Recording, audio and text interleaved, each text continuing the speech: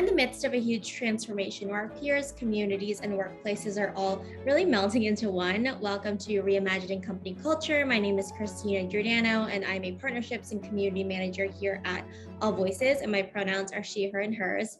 Today, I'm very excited to welcome our next guest onto the show, Mikaela Kiner. She is the founder and CEO of Reverb, author of Female Firebrands, and host of Female Firebrands. Mikaela, thank you so much for being here. If you want to introduce yourself to our audience, including your pronouns, and how did you answer the question when you were younger? What do you want to be when you grow up? Thank you so much, Christina. It's great to be here. Again, my name is Mikaela. My pronouns are she, her, and hers. You know, gosh, it's interesting because as a kid, I really wanted to be a writer. And when I was 9, I actually wrote and illustrated some children's books and sent them to publishers. And I recently found the rejection letters. But what was really nice was people would always write a personal note, like, keep trying and, you know, good for you and stuff like that. And then, I published my book in 2020. So it came back around, funny enough.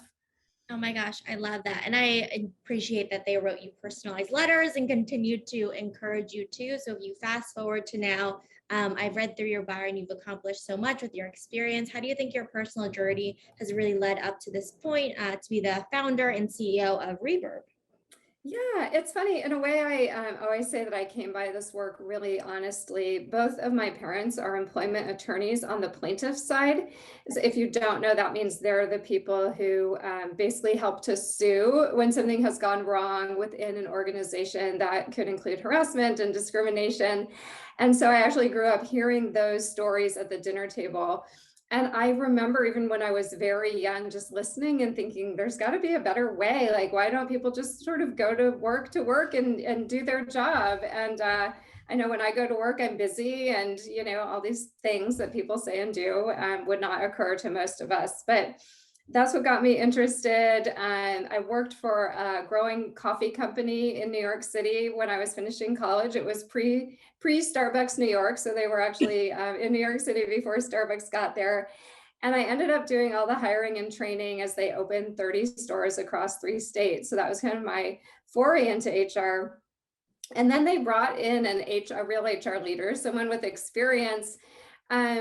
But it just became clear to me like that wasn't the person that I wanted to learn from. And I thought, you know, if I'm going to consider doing this work, I should learn to do it right. And so I went back and got a master's degree, started in recruiting, landed in HR, and spent about 15 years in that profession. I learned so much. I also worked in pretty large organizations. And at a certain point, I just wanted to be where I could do the work, you know, without the bureaucracy, and I could do what leaders needed just in time, which you can't always do in a bigger company. So that was definitely the push to go out on my own. At the same time, I had gotten certified as an executive coach, and I wanted time to do that and get good at it. And those corporate jobs can be really busy. And I just had the feeling if I stayed in that job, I wasn't going to have time that I wanted to dedicate to coaching. No, I think that definitely makes sense. And I feel like a common thread is just helping people maximize their kind of potential there as well. And then when you're talking about expansion and working at large size organization as well, even with like the best intentions and the best people on your team, there's going to be conflict. And I know you've written articles about this too, how, you know, we might perceive conflict even in our personal lives too as negative, but it's actually, if you have healthy discourse, it could be a positive. So you've written a Forbes article about how to improve communication amongst conflict avoidant teams. Can you share why encouraging this kind of healthy discourse is actually important for teams and how you've kind of seen this manifest in your experience? Yeah, and I'll share a funny story. It's summer and I try to get out and hike most weekends. I was out hiking just east of Seattle, and there was this group of young, meaning younger than me, like young professionals. And I heard the one woman and she was like, let's be honest, you know, working in groups, like it sucks. It's just really hard. And unless you get to choose the group. And even then, you know, it's not always great. And I'm listening to them like, this is what they're talking about on the weekend while they're out hiking. And you know, work is working in groups today, right? Like we all work together. That kind of isolated engineer that's off in the closet somewhere coding, it doesn't exist anymore to the best of my knowledge. So, we have to get along, and we have to have these hard conversations that they just make our work so much better when we can express an opinion, when we can disagree constructively, right? When you can disagree with me in a way that I can hear what you're saying instead of becoming defensive and tuning you out. And to me, that's what this collaborative conflict is all about. And why I'm kind of obsessed with conflict personally. And that doesn't mean I'm great at it. It just means I'm obsessed with the idea of getting great at it. But I think a big part of the reason is that this isn't something that most teams, you don't start out good at it, and you have to be intentional, right? You have to talk about what is conflict, what are we going to do, when things get heated or when we have a hard choice to make. But I've seen teams improve really quickly when they can, get some skills, get some practice, introduce some tools and some common language. So yeah, I think that's why I'm so passionate about it, is because I know everyone can improve. But too often it's not something that we talk about, and it's not something that we learn. We don't learn it in school. We often don't learn it in business school. Many people don't have the chance to learn about it at work. So if you're interested in, like, I've literally had people who were like, so, like, my spouse was in this messy conflict thing at work, and I thought of you. And I'm like, yeah, think of me. When you have that messy conflict, please think of me, because I have some good tools to share. I mean, I think that's important to know that it's a learned skill, especially in different groups, even if you've practiced it in another workplace or another environment too. It's people are different, and you have to establish that collaboratively, like you were talking about as well. And you're right, we don't learn this in school. We actually avoid not to get into fights or just disagree with folks, but there's a difference between being constructive or saying, I don't like your idea, or that was stupid. There's the language that you use, and having the intentionality behind it, like you were talking about, is really important. I think that could relate to feedback as well. There is constructive feedback and really not constructive feedback that people are talking about, especially in the workplace, and specifically for people managers, individual contributors. Really think about the feedback that they provide as well to improve. What is your advice for people managers to create constructive feedback loops with their teams, especially between new team members and folks who are tenured on the team, really melding that together? Yeah. Well, I definitely recommend doing some learning around not only giving feedback, but receiving. And often when we're on the receiving end is such a great reminder of how it feels, because I think there are these old sort of adages, like you just have to have a thick skin and don't take it personally. I've met very few people who really have a thick skin. And I think at this work, for most of us, our work and our identity are so wrapped up is that we do take it personally, right? We're committed and dedicated, and we want to do well. So give and receive. Couple tips for managers: ask people how they would like to receive feedback, right? I think we sometimes as managers, we feel like we have to guess, like, oh, I don't know, Christina, maybe I should tell her in the moment. Maybe I should email her first. Maybe I should do it on Slack. Well, just ask Christina when you become her manager, like, hey, Yeah. when I have some feedback, what's the best way for you to receive that? When you're going to give the feedback, ask if it's a good time, right? Like, I might have just gotten a call that my kid's sick and I'm about to, dash out or something like that. So just like, hey, Christina, I have some feedback to share. Is this a good time?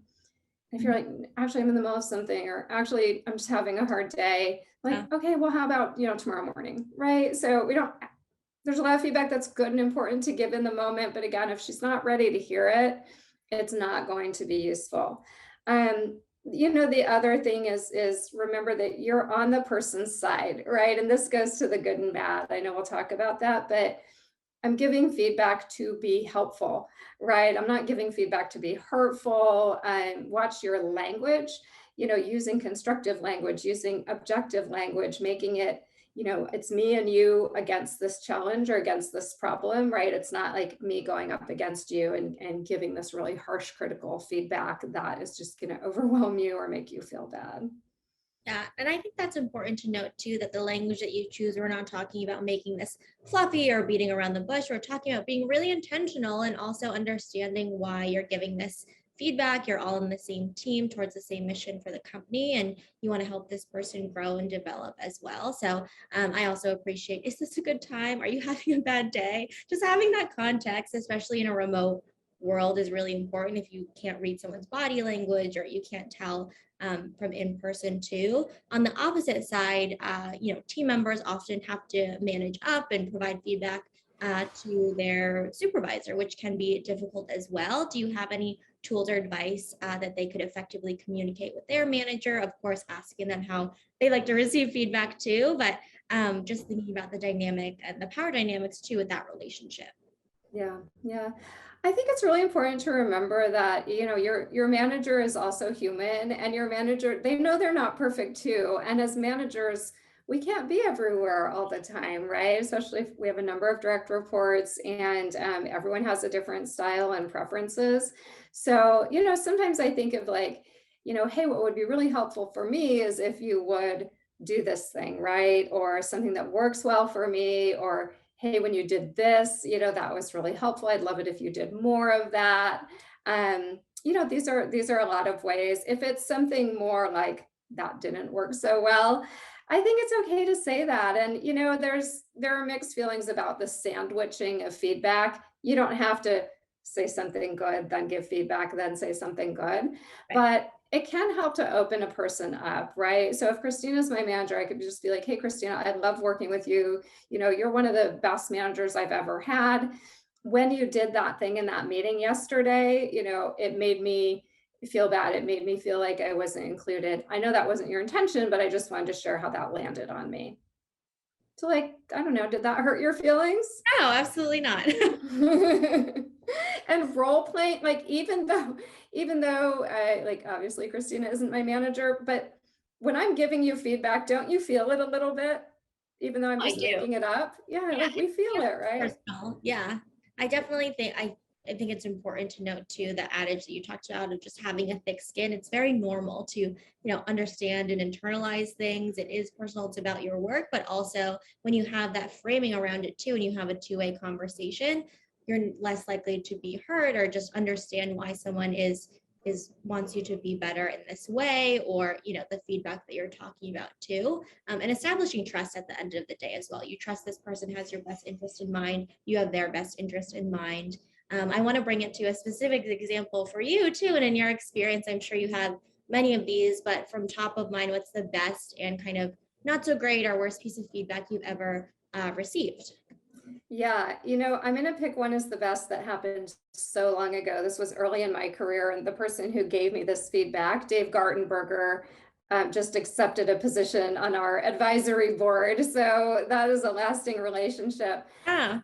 I had come back from maternity leave, and my boss handed me, there was some, I don't know, salary due over across 22 countries. And you're like, here you go. This is yours. And definitely, I remember I was scrambling, rushing to get that out. I was just back, so I don't think I had all the context. And there were two things that happened. One was I did an important communication through a mass email. So it wasn't that people didn't know what was coming, but there was like no personal connection on my part before sending the email. And the other was in my intense effort to write the email well, I literally transposed a word. Like I picked the opposite of the word that I meant to use. Yeah. And nobody gave me feedback, but Dave, my mentor, supported some of those other global teams. And he shared the feedback that someone had given him. And he was like, I just thought you'd want to know this. And it was so helpful because that feedback might never have reached me. So it was just a great learning opportunity. He was so specific, and, there was no feeling good or bad. It was just like a factual piece of information. So that was great. It was helpful. I learned from it. You remember this day, which is great. I remember to this day. Yeah, it was I know when it was because I was pregnant with my son. So it was like 19 years ago. And I remember, the badly delivered feedback, of course, I remember too. And this was so hurtful to me. So I was talking with my boss, and there had been an opportunity for an international assignment. And I hadn't expressed interest for that particular assignment, but I had always said, one day that's something I want to do. So I was in my one-on-one, and she said, oh, this person, they have this opportunity in the UK. She goes, they told me that you come across as really arrogant, and you are the last person they would want for this assignment. And I was devastated. And I was also like, I am not perfect, and I know a lot of my learning Right. areas, but I don't actually feel that arrogance was one of them even then. And I was like, gosh, I don't even know where that came from. Do you mind sharing who gave the feedback? I would like to circle back with them. And she Yeah. was like, well, I don't, whatever. I don't think it was that important. I was like, well, I mean, I think it's Actually, important. Wow, that's terrible reputation to have. And I did reach the person, and I just said, I just really want to understand this. And it wasn't, and who knows, maybe they softened it for me, but they were like, no, I mean, you were very direct or harsh or something in this one interaction with a team member, but also that team member wasn't doing well and wasn't pulling their weight. So I kind of understand why you needed to communicate in that way. okay. And I was Totally like, different. that I can live with that. I can live with that. I think that So context is really important. It's like a cautionary tale when you deliver that feedback, and also, remembering what someone said 19, 20 years later too, in terms of constructive and positive feedback as well, is really important and can have a lasting impact as well. yeah, and those really, I call them value-laden words, like, "You're arrogant." I was like, "Oh, that kind of broke my heart," you know? I don't know, I mean, it would have been great, I think, if she had had the specifics to say, "You were a little harsh or impatient, or you were too direct with that person." I mean, any of that could have been clearer and still felt less personal than arrogant. Yeah, I think those specific examples are very helpful to demonstrate the behavior that you're perceiving too. And words are very strong, so it's important that you have intention behind them and what you're trying to communicate as well. I know one of the other pieces that you've also written about and that you feel super strongly about is just breaking this cycle and this myth of kind of female rivalry too in the workplace. We've seen it portrayed in a lot of movies and also in our day to day for work as well. It's really important to support women in their career. And I wanted to ask you as well, like, how can allies, so non-identifying women, create these systems that don't promote this behavior and just this workplace where you feel like, okay, there's one seat at the table for a woman and it has to be me, and not have that, growth mindset. Yeah, yeah, it was such an unfortunate finding when I was doing the interviews for my book, because I didn't know that this topic would come up and come up as consistently as something that the women I spoke to had dealt with. I think you're exactly right. When I realized how pervasive it was, I did dig in to understand why. And one of the drivers, no surprise, it is when there's only one seat at the table, right? There's one woman on the leadership team, there's one woman on the board, things like that. And that women, we know when we're competing for a single seat or a single opportunity. And in some, that drives a bad behavior in this type of competition.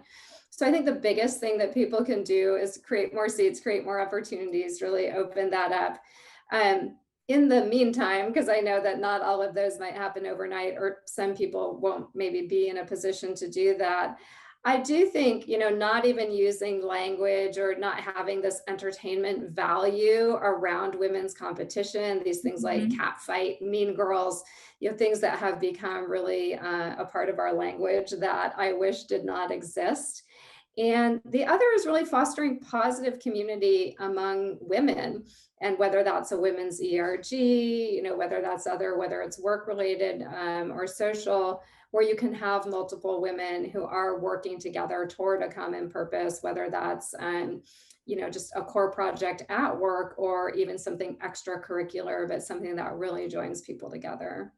Yeah, I know some organizations, whether it's formal or informal coffee chats or a formal mentorship program through an employee resource group. I worked at a company that had that as well, and they did it cross-functionally too. So you got to meet other women who were in manager roles, who were in peer roles as well. And it was really helpful to see kind of the behavior models and also just having conversations and building that sense of community too. But I know the word sponsorship is also used in some contexts too. Can you kind of tell us what, in your mind, is the difference between effective mentorship and sponsorship?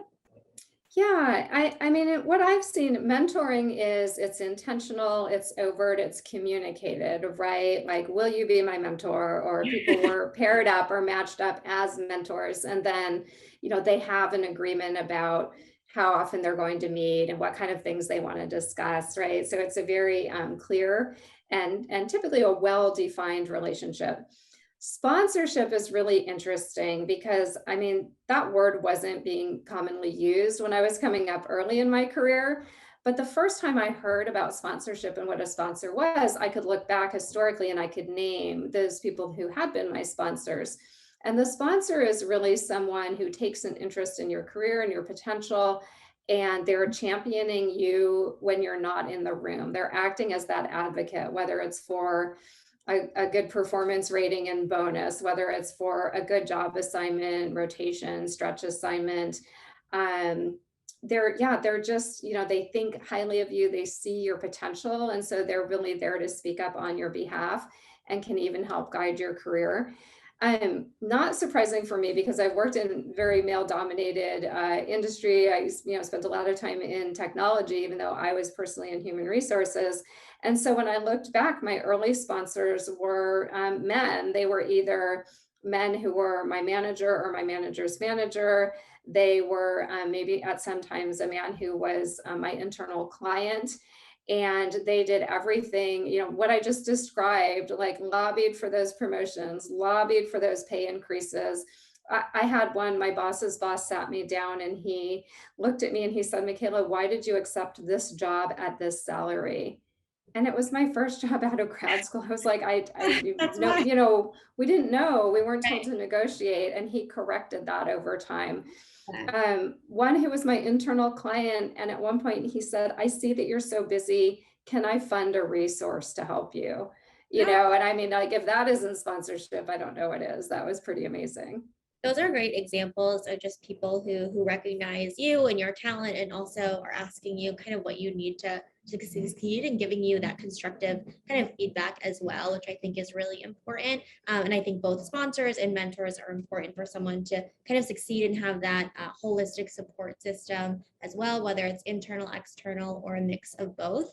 I know we've been talking a lot about, how to support women in the workplace and your personal experience as well. And I wanted to kind of ask your opinion too, in terms of your years in HR as well and kind of working with companies. What is really important to ensure that all employees at an organization feel like they are really part of the company culture, that they belong and that their ideas will be, well received? Yeah, such a great question. I think that external and internal representation are so important to make people feel that they're included and that they belong, right? So the external representation in your website advertising, social media, whatever the case would be, and just making sure that you're showing and reflecting a variety of identities. Even in your job postings, frankly, like we had a DEI consultant several years ago who helped us create our DEI statement. And we include a line from that in each of our job descriptions, which is that we welcome all identities that are not rooted in harm or oppression. So I want to be really clear about that from the time you even see our job posting, whether you know who we are or not. As far as once people are on board, I think having that mentor buddy and also just having a personal connection with a number of people throughout the organization, whether that's peers, direct reports, people who are in leadership, and just knowing that you're welcome is such a huge start to get off on the right foot of feeling included. And I think really making all voices, to use you, to making all voices count is that you have to both ask people for their feedback and input and listen, and you have to close the loop. And people confuse that. That doesn't mean that you're going to take and react to every piece of feedback, right? That you're going to do each thing that everyone in your organization suggests. But I do think we owe people the courtesy of, I heard you, or help me understand why you think that's a good idea. And then to circle back and say, you know what, that's great. Like we have that on our roadmap, or I don't think that's really right for our organization right now. Let me tell you why, or we're going to revisit next year, right? So listening, hearing, and closing the loop for everybody consistently, I think is really important. And then as we've learned in these last couple of years, when there are things going on in the world that affect certain identities, is that it is not only okay, but necessary to reach out and ask how folks are doing.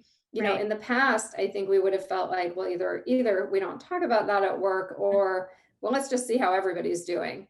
But now we know better, right? And so, during these movements around Black Lives Matter, or the fight against AAPI hate, is we have to reach out to our communities and really acknowledge them and see how people are doing.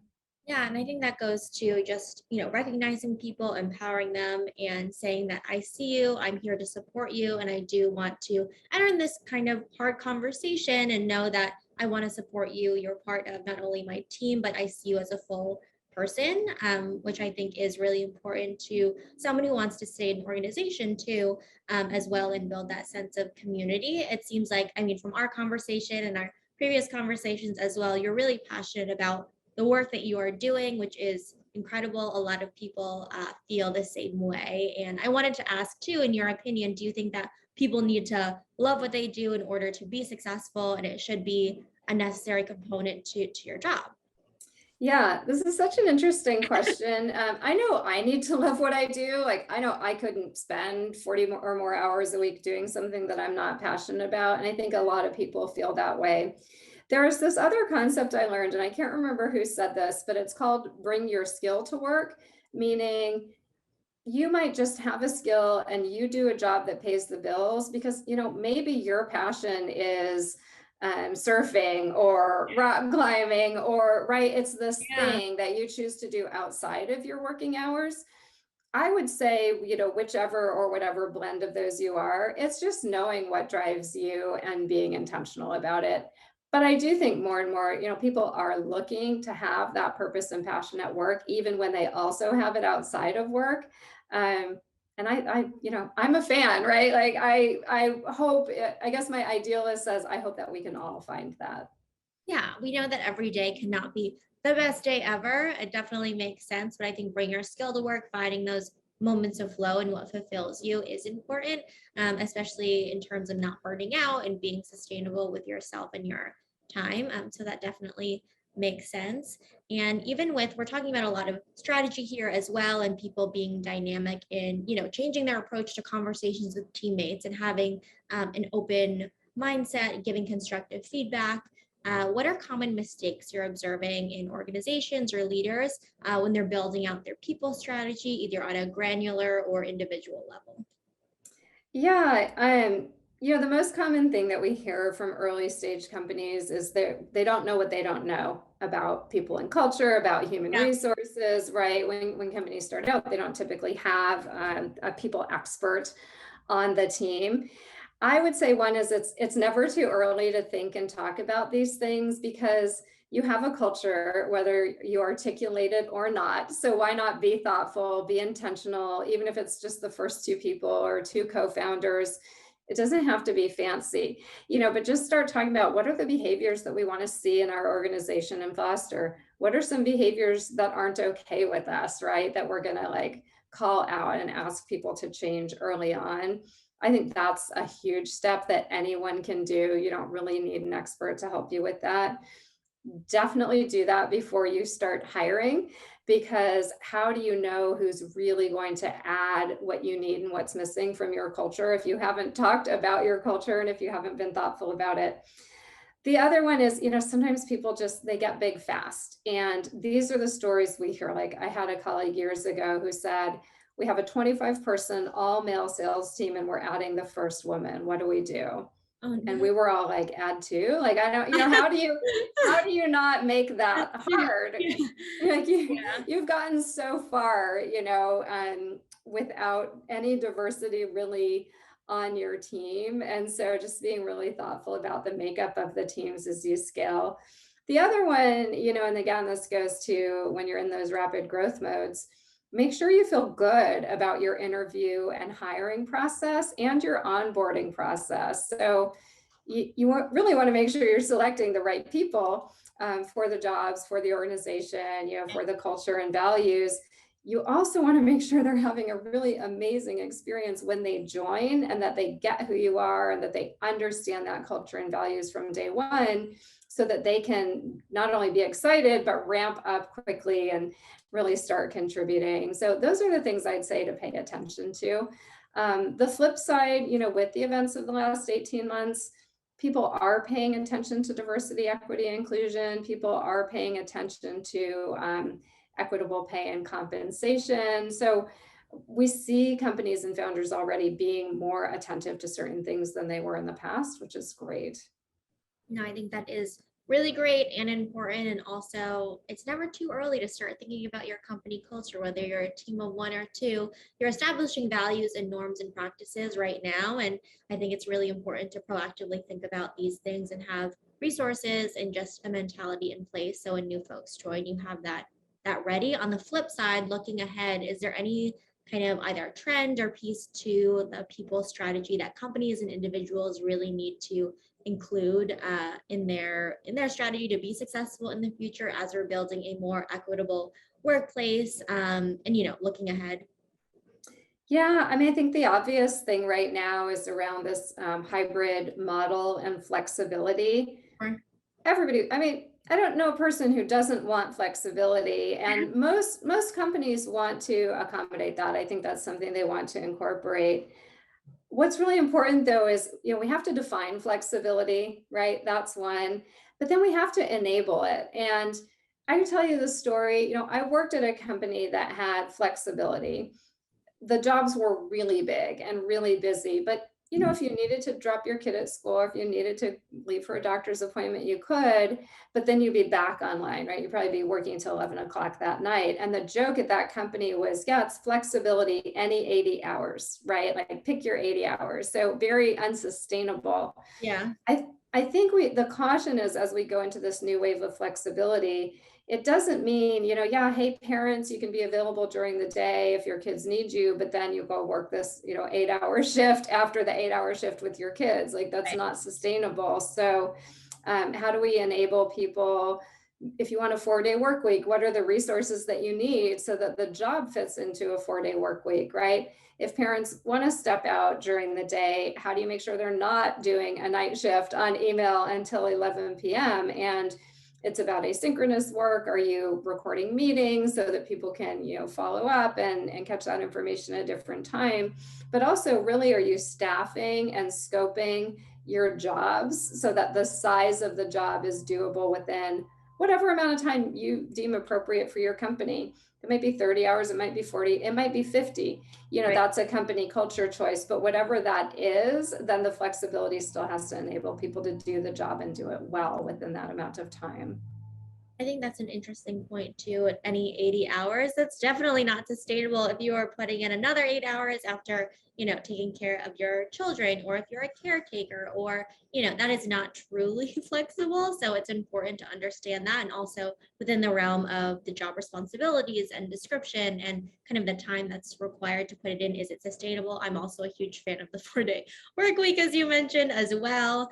And just being smarter with your time and not working harder and more inefficiently. I know we discussed a range of different topics, to areas you're passionate about, to just advice for the future, but is there anything I either didn't ask that you want to share with our audience, or 1 to 2 key takeaways that you hope listeners walk away with after they listen to our episode together? Yeah, the last thing I would say is I just think this is such a great time for experimentation because everyone's doing something new.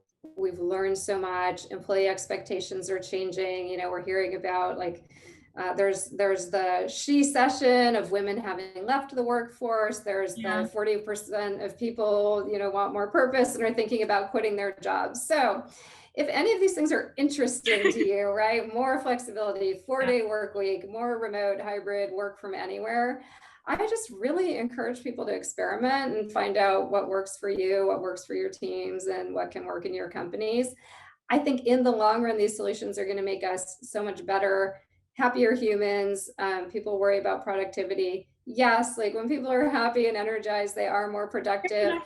I think you get retention and longevity when you enable people to really, I still use the word balance, but really balance their work and their life so that they don't have to quit working for you in order to take a sabbatical or a month off, or go to a wedding in another country, right? If you can enable that, people will be so loyal, and you'll retain so much more knowledge that way.